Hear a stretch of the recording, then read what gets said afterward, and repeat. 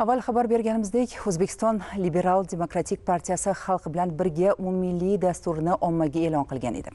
Dastur doirasida 2026 yil davomida turli yo'nalishlardagi aksiyalar, 50 mingdan ortiq tadbirkorni jarayonga jalb qilish, uyma-uy yurish orqali 1 million xonadonga kirib borish hamda 1,5 milliondan ziyod fuqaroga turli ko'rinishdagi ko'mak berish rejalashtirilgan. Mazkur dastur doirasidagi aksiyalar, uchrashuvlar respublika bo'ylab tashkil qilinyapti.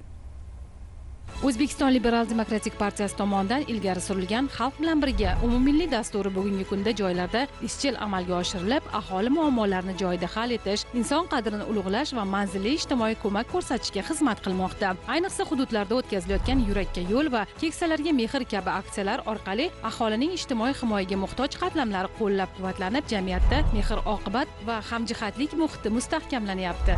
Hafta davomida yurakka yo'l aksiyasi doirasida 29 mingta xonadonga kirildi. 534 ta turli masalalarda muammolar aniqlanib, 421 tasi hal qilindi. Qolgan qismi nazoratga olindi. 1000 ga yaqin ehtiyojmand oilalarga turli ko'rinishda moddiy yordam ko'rsatildi. Dastur doirasida iz bosgan tumanda o'tkazilgan yurakka yo'l aksiyasi insonparvarlik va mehr-oqibat namunasiga aylandi. Ushbu tadbir orqali partiya faollari imkoniyati cheklangan fuqarolar holidan xabar olib, ularga nafaqat moddiy, balki ma'naviy ko'mak ham ko'rsatdilar. Xususan Shodlik, Urganchi va Haqqulobod mahallalarida yashovchi fuqarolar xonadonlariga tashrif buyurilib, ularga nogironlik aravachalari hamda oziq-ovqat mahsulotlari yetkazib berildi. Bu kabi amaliy yordamlar fuqarolarning kundalik hayotini yengillashtirish bilan birga ularning qalbida minnatdorlik va ishonch tuyg'ularini mustahkamladi. Eng muhimi, ular o'zlarini jamiyat e'tiboridan chetda emasligini yana bir bor his etdilar. Hurmatli prezidentimiz tomonidan amalga oshirilayotgan islohotlarning bugungi kunda ularning natijasi xalqimizga yetkazish maqsadida bugungi tadbirlar amalga oshirilmoqda.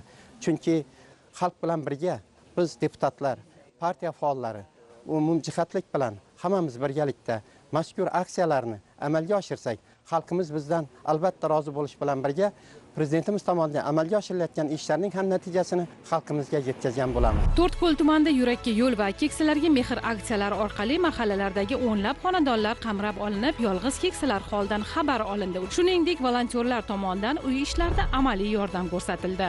Loyiha doirasida fuqarolar bandligini ta'minlashga ham alohida e'tibor qaratildi. Xususan, 4 nafar fuqaroga tikuv mashinasi topshirildi. Bu kabi amaliy ko'maklar aholi bandligini ta'minlash, daromad manbaini yaratish va turmush farovonligini oshirishga xizmat qilmoqda. Ushbu aksiya doirasida Qo'shtepa tumanida ham amaliy ishlar olib borildi. Partiya faollari, mahalliy kengash deputatlari, tadbirkorlar va tegishli tashkilotlar vakillaridan iborat ishchi guruh aholi xonadonlariga tashrif buyurib, ularning yashash sharoiti bilan yaqindan tanishdi, muammolarini tingladi. Yosh volontyorlar tomonidan uy ishlarida amaliy yordam ko'rsatildi. Bu yil aprel oyidan boshlab O'zLiDeP partiyasi orqali Xalq bilan birga loyihasiga asosan biz tashabbus bilan Qo'shtepa tuman faollari ish boshladik. Bu loyihani asosiy maqsadi xalqning ichiga kirib borish, tadbirkorlikka yo'naltirish, ishsizlarni ish bilan band qilish va kam ta'minlangan oilalarga boshlang'ich tadbirkorlik qadamlarini tashlashda amaliy yordam berish. Men mana shu xonadonda o'zim yakka yolg'iz o'tiraman. Boquvchim yo'q bu yerda. Birovlarning ko'magiga muhtojman hozir. Yolg'iz turaman. Ikkinchi guruh nogironman o'zi. Hozirgi mana partiyani odamlari kelib, menga chiroyli qilib yordam berishyapti. Mana ho'li-xatimi chiroyli qilib yaraqlatib berishdi. Shu bilan birga uchrashuvlar davomida aholiga tadbirkorlikni qo'llab-quvvatlash, yangi ish o'rinlari yaratish, yoshlar va ayollar bandligini ta'minlashga qaratilgan imkoniyatlar haqida tushunchalar berildi. Bu kabi tadbirlar aholining ishonchini mustahkamlash va ertangi kunga bo'lgan umidini yanada oshirishga xizmat qilmoqda.